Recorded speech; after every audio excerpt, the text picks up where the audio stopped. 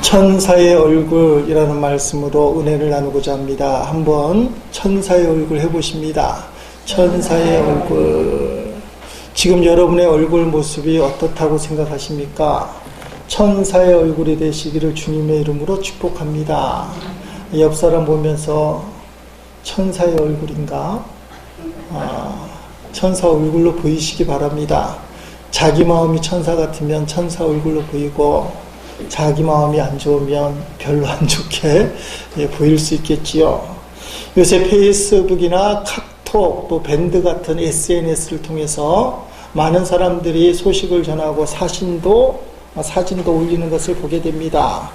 그래서 많은 지인들의 근황을 글이나 사진을 통해서 보게 되는데, 어떤 목사님은 교인들하고 찍은 사진 많이 올리는 그런 목사님들이 있습니다. 그 목사님 중에서도 사진을 올리기를 즐겨하는 목사님.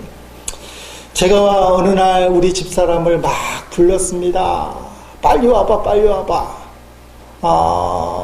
페이스북에 우리 친구 목사 사진이 올랐는데, 이 친구가 나이가 이제 50이 안 됐는데 70은 되어 보이는 겁니다. 얼굴은 주름이 꽉 차 있고요. 하얀 게, 머리카락은 가득 있긴 한데 반이 흰머리. 여러분에게도 보이고 싶은데 괜히 걸릴까봐 보여드릴 수는 없고, 딱 보니까 동기인데 70쯤 보이는 거예요. 그래서 빨리 와보라고. 왜 그렇게 했을까요? 저도 늦게 보이니까. 저는 거울을 보면 제 자신을 볼 때 머리카락이 있어요. 이 정도면 된다. 그런데 사진 찍혀서 내가 나온 사진을 보면 휑한 게 완전히 대머리예요.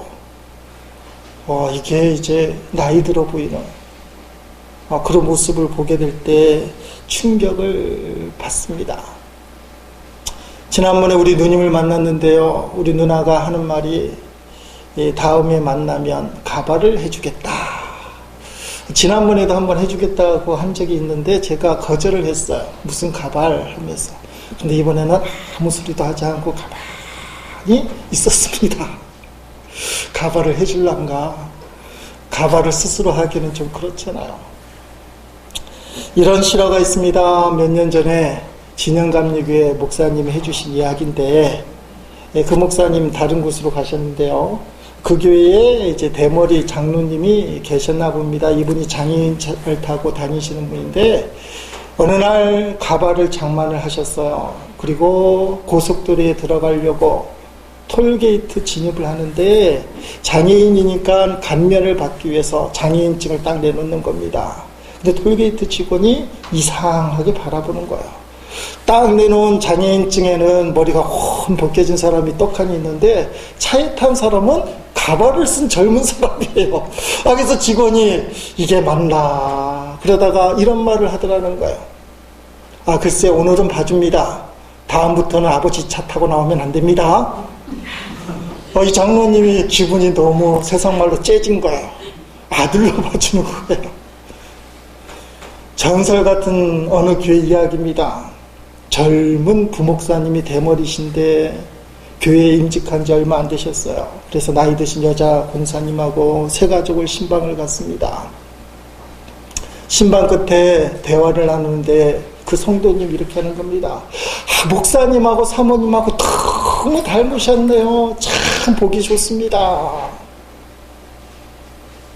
그랬더니 목사님이나 이 권사님이 우리는 부부가 아니라고.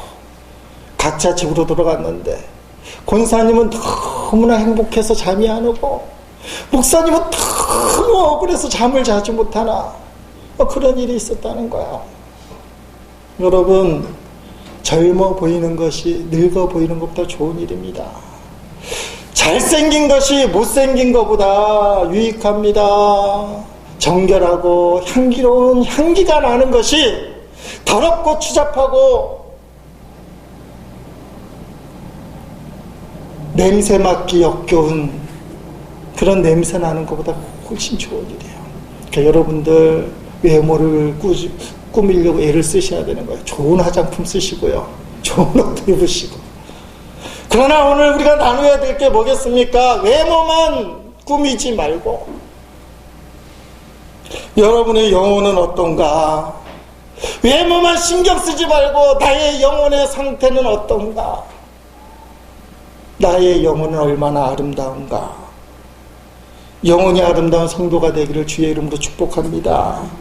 본문은 스데반이 은혜와 권능이 충만하여서 사도들처럼 큰 기사와 표적을 민간에게 행했다라고 시작하고 있습니다. 일반 집사인 스데반이 사도들이 행했던 기사와 표적을 여전히 행했다고 성경은 기록하는 겁니다. 그러자 예수님을 십자가에 죽이고 복음을 전하는 사도를 핍박한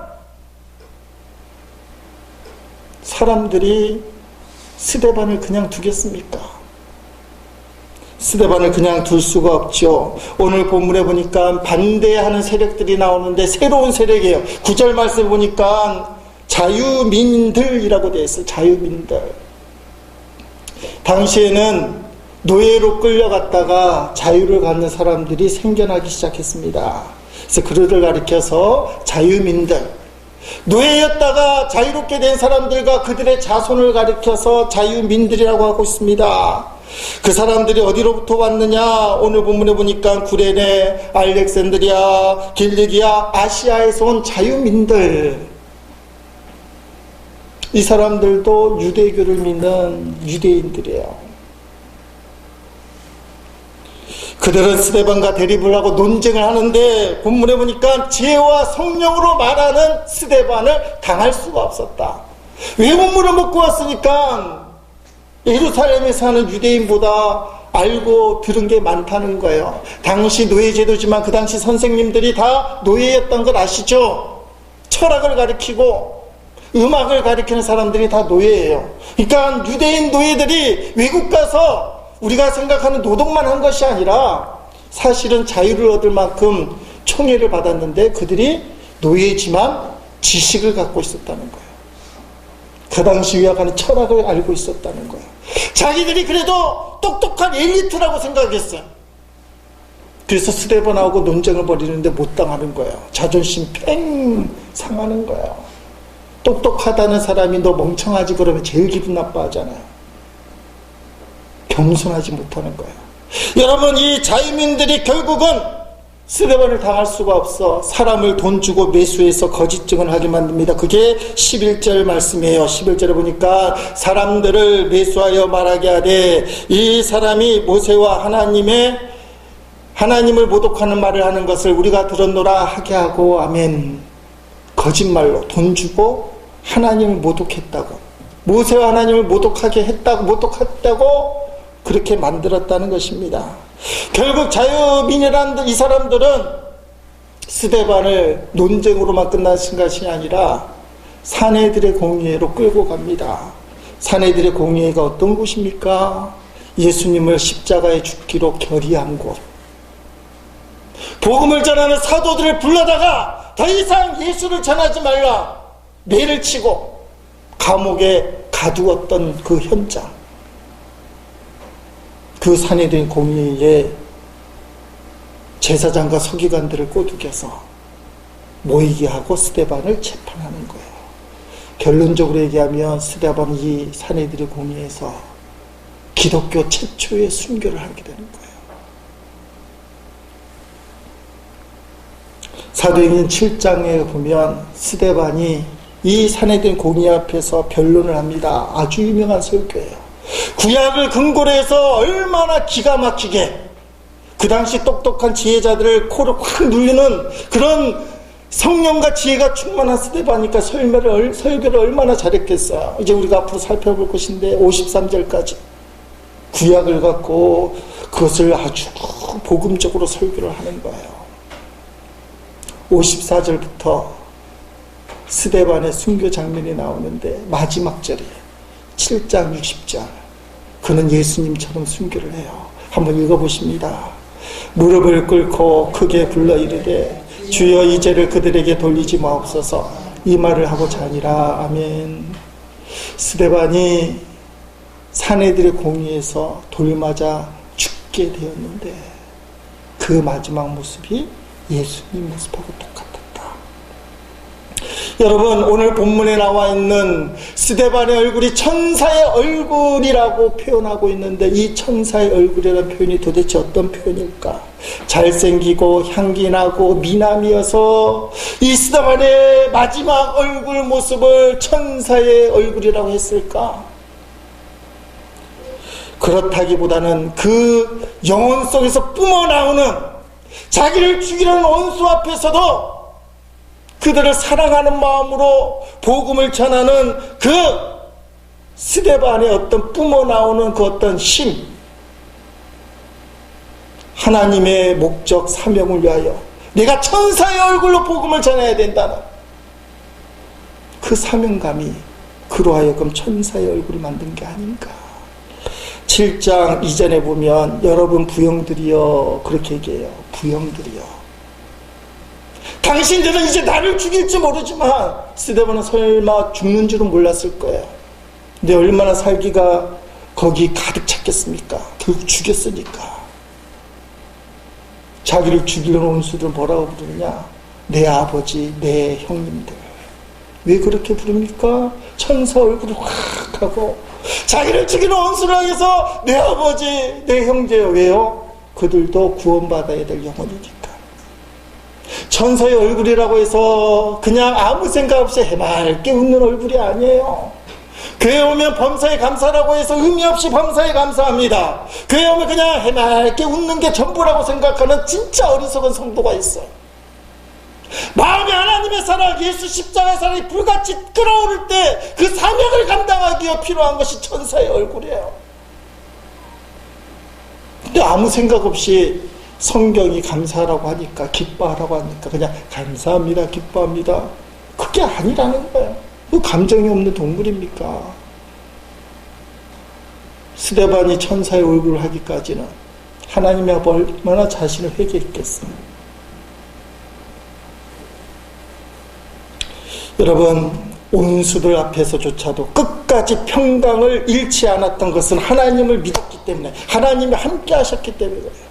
그게 천사의 얼굴을 가져오는 힘이라는 거예요. 하나님 때문에 천사의 얼굴을 하는 것이지, 하나님이 없다면 욕을 해야 되죠. 이놈들아, 말싸움하다가 지니까 나를 이렇게 죽이려고 해? 그렇다고 그렇게 해서 너희가 잘 살 것 같아? 이 말 해야 될 거잖아요. 그러나 죽으면서까지 하나님의 사명이 있었다는 거예요. 믿음이 있었기 때문에 죽음의 처지에서도 천사의 얼굴 평강을 누릴 수 있었다. 찬송가 413장을 보면 내 평생에 가는 길, 요새 다 해설 찬송가 갖고 계시니까 우리 성가대원들도 다 가고 한번 413장 찾아보십니다. 413장 내 평생에 가는 길, 아가페 21세기 해설 큰걸 찬송가. 자, 그 밑에 해설이 나와 있어요. 제가 아까도 찬송가 이렇게 나옵니다. 작사자 스페포드는 당시 성공한 법률가로 1873년 부인의 건강을 위해 가족들과 유럽 여행을 하려고 부인과 네 딸을 먼저 보냈는데 해상사고로 배는 침몰되고 부인만 포도 중에 구조되었다. 작사자는 배를 타고 비극의 사고 해역을 지나면서 이 찬송시를 썼다. 그렇게 되어 있습니다. 자료에 의하면 이 스페포드는 네 딸이 해상에서 죽음을 맞이하는 그 순간에 시카고에 있는 자신의 모든 재산이 불을 타는, 화재를 당했다는 거예요. 네 딸을 잃고 전 재산을 잃어버린 이 스페포드가 이 찬양을 작시했던, 곡을 만든 게 아니고 가사를 썼다는 거예요. 어떤 가사를 썼을까? 하나님의 임재를 붙든 사람만이 할 수 있는 찬양입니다. 1절, 2절 한번 같이 불러보겠습니다.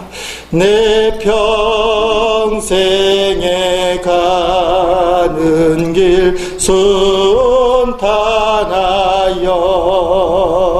늘 잔잔한 강 같든지 큰 풍파로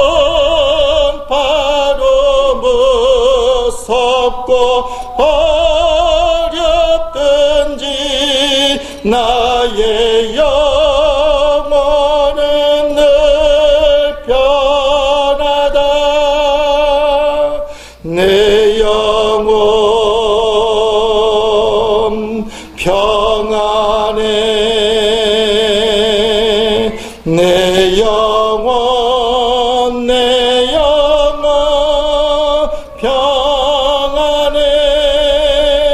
저 마귀는 우리를 삼키려고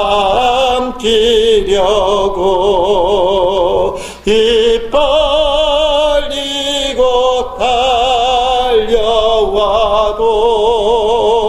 주 예수는 우리의 대장내니 끝내 싸워서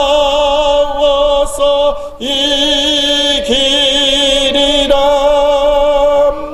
내 영혼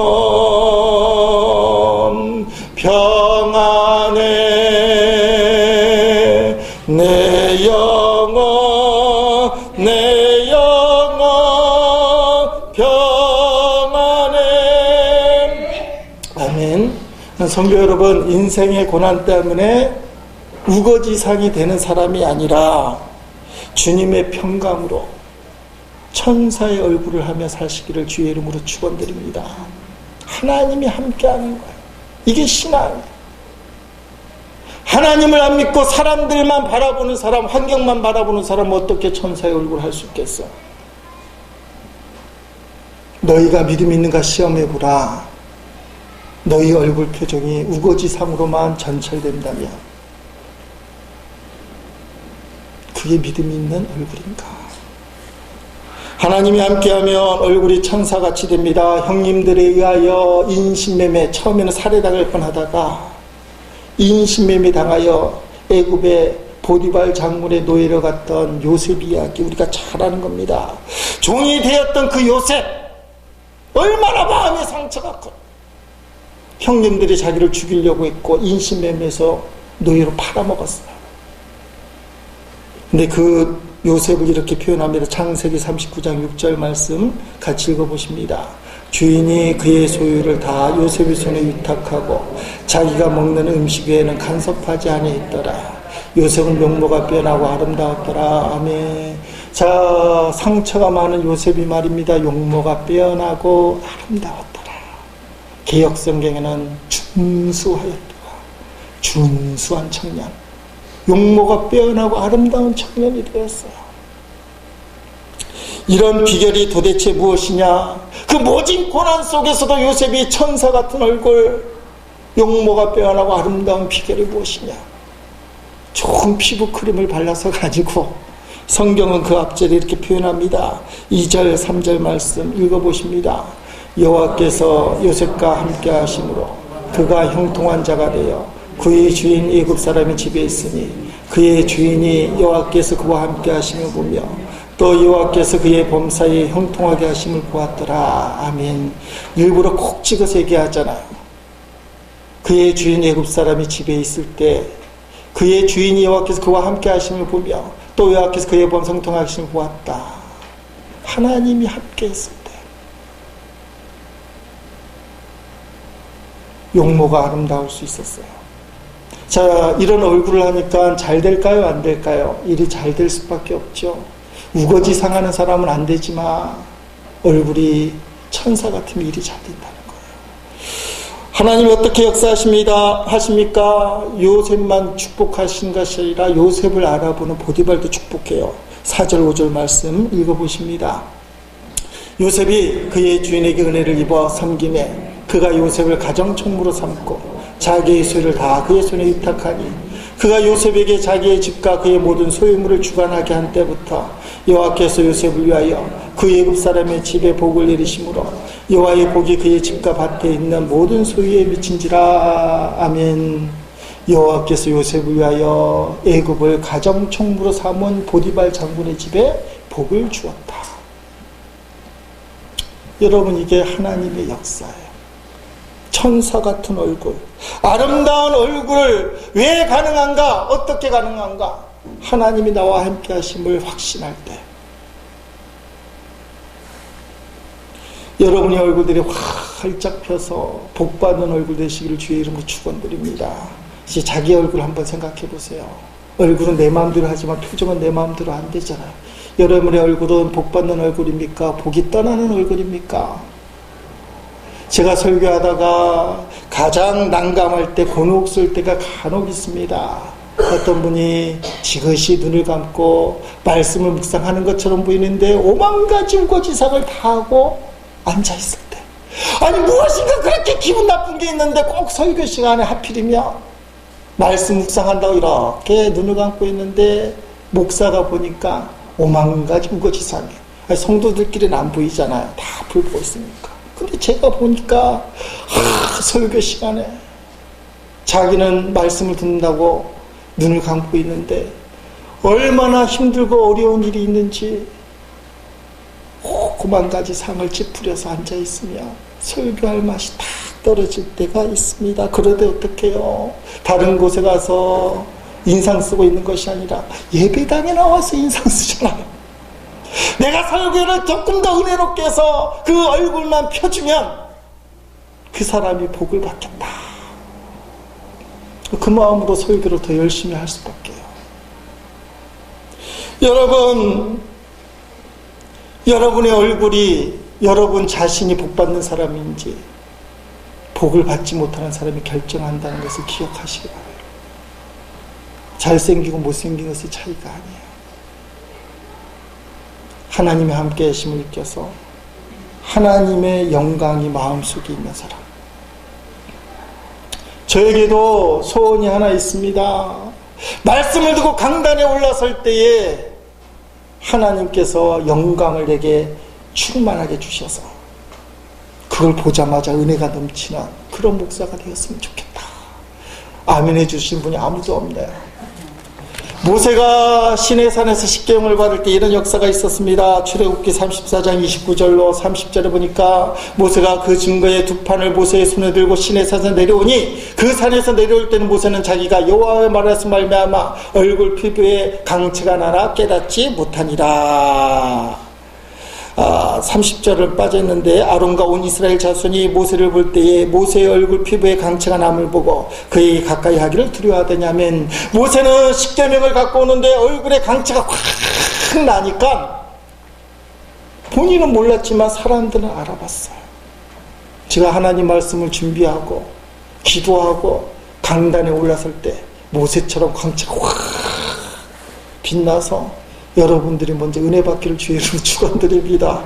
아니 그렇게 하지 못하니까 이마라도 벗겨져서 전등을 크게 세게 해서 광채가 나게 하려는 건지 모르지만, 설교 제가 잘하면 모세처럼 강체가 나는 역사가 일어나면 여러분들에게 복이 되는 거예요. 외형적인 얼굴은 꾸미면 됩니다. 세수를 하고 화장을 하고 좀 심하면 성형수술까지 하고. 그러나 어떤 형편과 처지에서도 끄떡하지 않는 천사의 얼굴은 그냥 되어지는 게 아니에요. 하나님이 함께 하신다는 믿음. 따라합시다. 하나님이 함께 하신다는 믿음. 이 믿음이 없으면 사람에게 먼저 화살이 날아가요. 집안에 안 좋은 일이 생기면 반드시 아내가 남편에게 화살을 돌려야 돼요. 당신이 돈 좀 많이 벌어오면 이런 일이 안 생길 거 아니요. 100% 그 말 하잖아요. 아내는 그럼 남편은 아내에게 꼭 한마디 합니다. 집안 돌아가는 모습 보라지. 집안 좀 잘 챙기지. 그러다가 싸우는 거예요. 천사의 얼굴이 어디서 나옵니까? 집안에 어려운 일이 생길 때 하나님이 함께 하시는 믿으면 사람을 위로합니다. 하나님의 뜻이 있어요. 하나님의 문제를 해결해 줄 거예요. 그게 천사의 얼굴이에요. 하나님이 함께 하심을 못 믿으니까 사람에게 화살을 쏘아야 돼요. 그래야 마음도 시원해지고, 그래야 그냥 감정이 좀 어떻게 되는 것 같아요. 놓아지는 것 같아요. 근데 영은 더 힘들어요.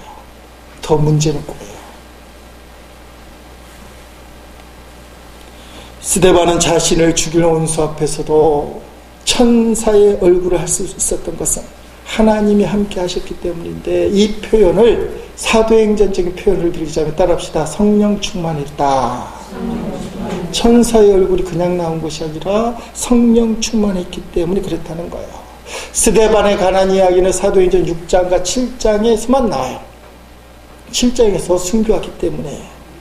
여러분, 스데반이 충만한 사람이라 6장에서 기록하고 있는데, 성도들이 사도들을 대신하여 7 집사를 뽑아서 구제를 맡기잖아요. 그래서 기준을 제시합니다. 사도행전 6장 3절 말씀에 이렇게 되어 있죠. 형제들아, 너희 가운데서 성령과 지혜가 충만하여 칭찬받는 사람 7을 택하라. 우리가 이를 그들에게 맡기고 하면, 사도들을 대신하여 구제 사역을 감당할 사람이 성령과 지혜가 충만한 7 집사, 칭찬받는 7 집사, 그 중에 첫 번째가 누구냐? 1등으로 뽑힌 사람이 스데반이에요. 5절 말씀에 나와요. 온 무리가 이 말을 기뻐하여 믿음과 성령이 충만한 사람 스데반. 성경에 사람 이름을 쓸 때 순서가 중요합니다. 스데반 1등에 또 빌립과 보로보로와 니가노르와 디몬과 바메나와 유대교에 입교했던 안디옥 사람 니골라를 택하여 믿음과 성령이 충만한 사람, 성령과 지혜가 충만한 사람을 7 집사의 기준인데, 뽑고 나서는 믿음과 성령이 충만한 사람, 그리고 이어지는 6절에 이렇게 표현합니다. 스데반이 은혜와 권능이 충만하여. 오늘 우리가 읽은 말씀이죠. 8절 말씀. 6장에서는 스데반 이렇게 충만했다 얘기하는데, 7장 가면 이 충만을 정리합니다. 7장 55절 말씀 다 같이 읽어보십니다. 스데반이 성령 충만하여 하늘 우러러 주목하여 하나님의 영광과 및 예수께서 하나님 우편에 앉아 계신 것을 보고, 예수님이 하나님 우편에 서신 것을 보았다. 7장에서는 스데반이 이런 상황을 성령이 충만한 상황이라고 그렇게 이제 표현하고 있습니다. 하나님이 함께하는 사람, 주님과 동행하는 사람, 천사의 얼굴을 하는 사람은 성령 충만한 사람이다. 오늘 여러분은 도대체 무엇으로 충만해 있습니까? 우리가 사는 이 세상은 제약된 세상이라 제약이 충만한 세상이라고 표현을 합니다. 여러분, 성령 충만하지 못하면 예수 믿는 성도도 제약으로 충만할 수 있습니다. 교회 오면 거룩한 것처럼 보이지만 성령이 충만하지 못하니까 그 속에는 세상이 가득 차요. 악이 가득 차요. 디모데 후서에서 얘기하는 말세의 증상, 제약 충만의 세상을 이렇게 표현합니다. 우리 천천히 읽어보겠습니다. 너는 이것을 알라. 말세에 고통하는 때가 이르러 사람들이 자기를 사랑하며, 첫째 자기를 사랑하며, 돈을 사랑하며, 자랑하며, 교만하며, 비방하며, 부모를 거역하며, 감사하지 아니하며, 거룩하지 아니하며, 무정하며, 온통함을 풀지 아니하며, 모함하며, 절제하지 못하며, 사나우며, 선한 것을 좋아하지 아니하며, 배신하며, 조급하며, 자만하며, 쾌락을 사랑하기를 하나님을 사랑하는 것보다 더하며, 경건의 모양은 있으나 경건의 능력은 부인하니 이 같은 자들에서 네가 돌아서라 하며. 여기 나와 있는 단어들에서 나는 아무것도 해당이 안 된다는 성도가 이 세상에 어디 있겠어요? 지난 성구영신 시간에는 교회에서는 예배를 드립니다만 세계 곳곳에서 별일이 다 있었습니다. 특별히 중국 상하이에서는 끔찍한 일이 벌어졌었죠. 해외 토픽을 들어본 분들이 있을 겁니다. 상하이 현지 시간으로 12월 31일 밤 11시 35분 유명 관광지인 와이탄에 수만 명의 사람들이 모여서 카운트다운 행사를 하고 있었습니다. 쉽게 말하면 2014년에 마가나 카운트다운을 하고 있을 때, 근데 18층 빌딩에서 어떤 사람이 미국 달러다 하고 달러처럼 생긴, 지폐처럼 생긴 술집 상품권, 그것을 18층에서 뿌려댔어요. 이 사람이 미국 달러다 하고 뿌려대니까 18층에서 내려오는 수많은 그 종이들, 술집 상품권인데 돈처럼 보이는 거예요. 그리고 사람이 미국 달러라고 얘기해서 뿌려댔으니까 그 수만 명의 사람들이 그 돈을 주려고 몰려듭니다. 완전히 아수라장이 되었어요. 결국은 36명이 압사당해 죽고 47명이 부상당했다. 그럴 수밖에 없었던 게, 넘어진 사람이 보여서 그 사람 앞에 있는 사람이 멈추려고 했지만 뒤에 있는 사람이 그걸 모르니까 밀어 제낀 거예요. 끔찍한 참사가 벌어졌습니다. 공짜 돈을 주우려다가 돈만 바라보고 사람을 바라보지 않다가 결국 이런 일이 생기는 거예요. 이게 우리가 사는 세상이고 어떻게 보면 지금 우리의 모습일 수도 있어요. 돈보다도 세상보다도 주님을 바라봐야 합니다. 아무리 얘기해도 주님보다 돈이 커 보이고, 돈 때문에 사람을 무시하고, 돈 때문에 하나님을 무시하고, 돈 때문에 세상에 빠져서 자기밖에 모르는 그 마음, 그것이 제약된 세상의 모습이고, 교회는 다니나 경건의 능력을 무시하는 성도들의 모습일 수 있어요. 이제는 돈보다도 세상보다도 주님을 바라보고 주님의 마음으로 살아가시기를. 그래야 내가 바뀌고 이 세상이 바뀌는 거야. 내가 복음으로 바뀌어야 세상을 바꿀 수 있고 세상을 향하여 복음을 전할 수 있는 거야. 이런 영혼에 대한 열정이 있기를 주의 이름으로 축원드립니다. 스데반이 자기를 죽이는 원수 앞에서 천사 얼굴을 한 것은 그들을 구원하기 위해서 최선을 다하는 거예요. 요새 국제시장이라는 영화 유행이죠. 600만 명 벌써 봤다 그러고 1000만 명도 볼 거라고. 지난 1일 날 우리 집사람하고 드디어 김해 CGV 가서 봤어요. 참 하나님의 은혜로 요럴 때 은혜를 써서 맞는지 모르지만 반값에, 무슨 카드를 쓰면 반값을 해준다고 깜짝 놀라서 반값에 봤어요. 국제시장 그 사건의 발단이 함경도 흥남에서의 철수 사건에서 시작되는 거예요. 1950년 12월 3일부터 시작된 흥남 철수 작전.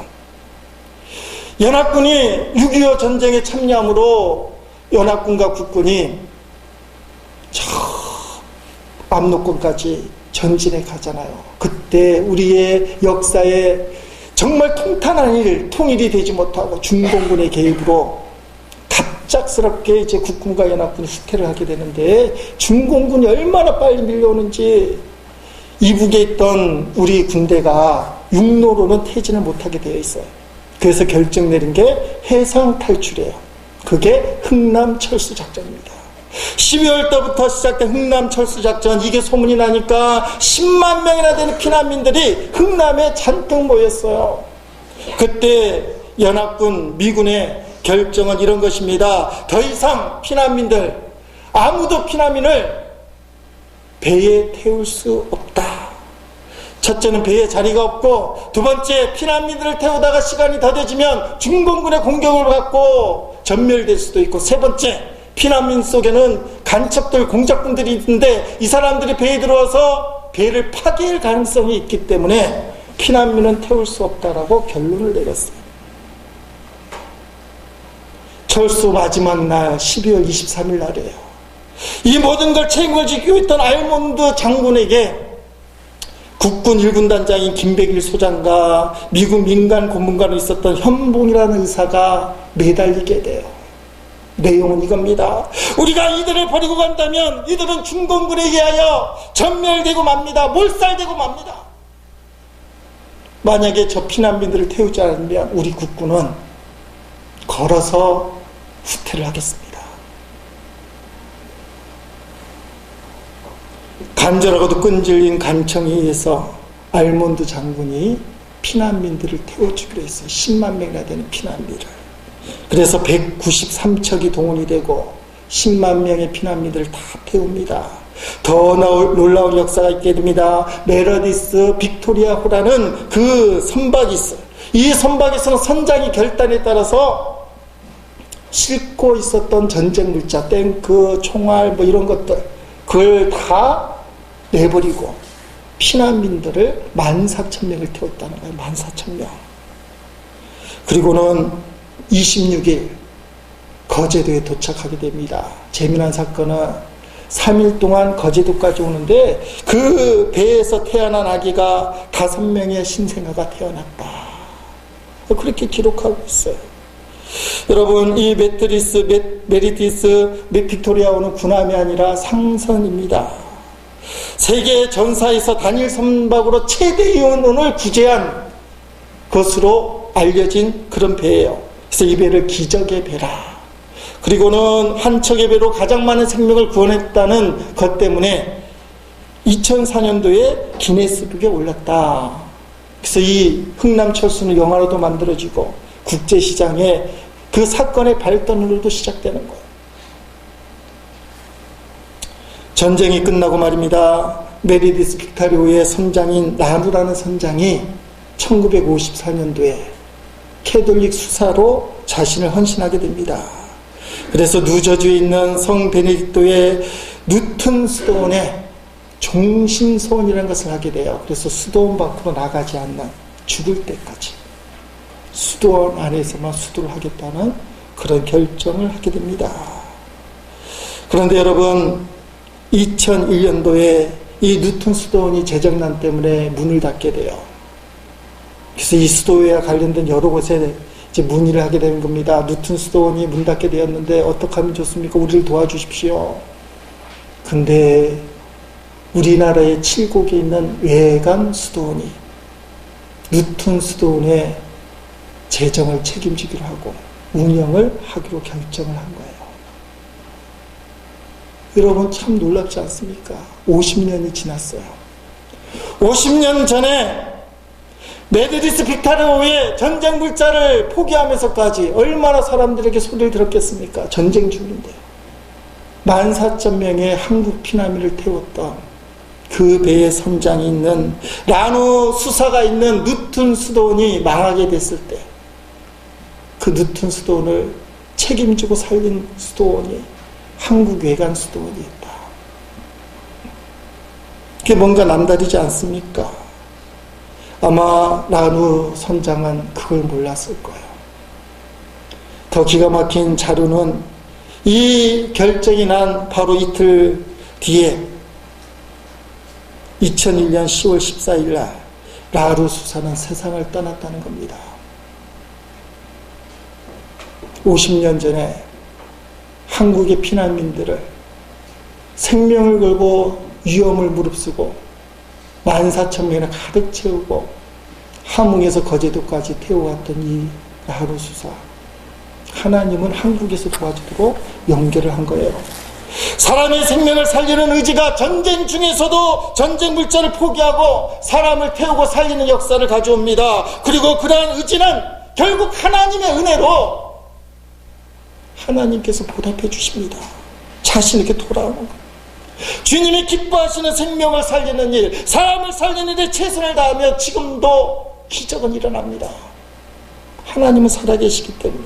스데반이 자기 자신을 포기하고 천사의 얼굴을 하는 이유가 무엇입니까? 자기를 돌로 쳐 죽이는, 마지막엔 자기를 돌로 쳐 죽인 저 원수들도 구원받아야 될 대상, 예수님이 십자가에서 죽으면서까지도 구원하기 원하는 대상, 내가 이를 악무고 이 나쁜 놈들아 이야기할 수 없는 영원 구원의 대상.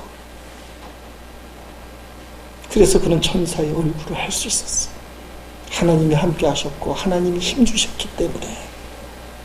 여러분, 이 모습을 사도행전은 성령 충만했다고 얘기하고 있습니다. 성령 충만하여 자신을 죽이는 원수 앞에서도 천사의 얼굴을 하는 이 스데반의 모습을 보면서, 이 사실 앞에서 나는 왜 성령 충만하지 못한가? 나는 조금만 기분이 나쁘면 얼굴이 상하고, 감정이 상하면 얼굴 핏기가 확 돌아가고, 분노가 가득 차고, 악마의 얼굴을 댈까? 왜 인상을 팍 쓸까? 왜 나는 담대하지 못할까를 고민하고 자기 자신을 바라보며 탄식할 수 있는 기회가 되기를 바랍니다. 이제 믿음의 주에 온전케 하신 예수를 바라봐야 됩니다.